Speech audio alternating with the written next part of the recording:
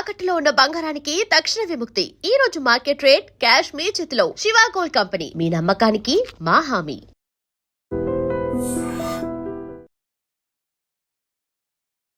నేపాల్లో వరదలు పెను విధ్వంసం, సుమారు 400 మంది గల్లంతు.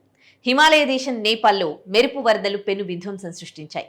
దీంతో ఇండియా నుంచి నేపాల్ను సందర్శించేందుకు వెళ్లిన చాలా మంది వరదలు చిక్కుకున్నారు. టిబెట్ నుంచి అకస్మాత్తుగా వచ్చిన వరద ధాటికి నేపాల్లో నదులు పొంగిపొర్లాయి, వంతెనలు కొట్టుకుపోయాయి. ఆకస్మిక వరదలు ముంచెత్తడంతో ఈ వరదల్లో భారీగా ఆస్తి ప్రాణ నష్టం జరిగింది. కళ్లు తెరిచి చూసేలోపే వందలాది మంది గల్లంతయ్యారు. వీరిలో ఎంతమంది బతుకున్నారో, ఇంకెంతమంది చనిపోయారో వివరాలు ఇంకా తెలియలేదు. వస్తున్న సమాచారం ప్రకారం ఈ ప్రకృతి విపత్తులో 9 మంది మరణించారు. 105 మంది ఇండియన్స్తో సహా మొత్తం 384 మంది గల్లంతయ్యారు.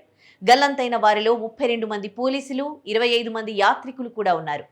రసువా జిల్లాలో కనీసం 26 మంది నేపాల్ పోలీస్ సిబ్బంది ఇప్పటికీ గల్లంతయ్యారని అధికారులు తెలిపారు. సాయుధ పోలీస్ దళానికి చెందిన 7 సిబ్బంది ఆచూకీ కూడా తెలియలేదు. నేపాల్ మీడియా నివేదికల ప్రకారం ఈ వరద నీరు సరిహద్దుకు టిబెట్ వైపు నుంచి వచ్చి నేపాల్లో విస్తృత నష్టాన్ని కలిగించి అనేక గ్రామాలను ముంచెత్తింది. ఇండియా నుండి నేపాల్ను సందర్శించేందుకు వెళ్లిన చాలా మంది వరదల్లో చిక్కుకున్నారు.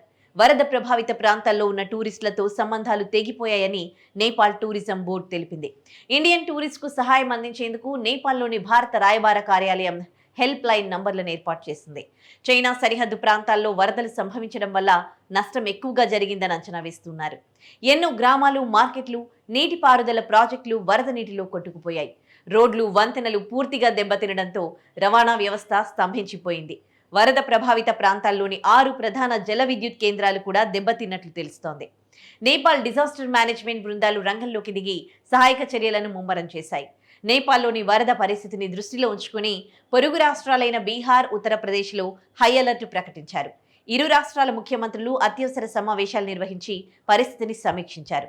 కేంద్ర హోంమంత్రి అమిత్ షా బీహార్ ముఖ్యమంత్రికి ఫోన్ చేసి అక్కడి పరిస్థితుల గురించి ఆరా తీశారు. కష్టకాలంలో ఉన్న నేపాల్కు అవసరమైన అన్ని రకాల సహాయ సామాగ్రిని వెంటనే అందిస్తామని కేంద్ర ప్రభుత్వ వర్గాలు తెలిపాయి. ఇప్పటికీ భారత ప్రధాని నరేంద్ర మోదీ నేపాల్ ప్రధాని బలేంద్ర షాతో మాట్లాడి అక్కడి పరిస్థితి గురించి తెలుసుకున్నారు. కష్టకాలంలో ఉన్న నేపాల్ ప్రజలకు భారత్ అండగా నిలుస్తుందని మోదీ హామీ ఇచ్చారు.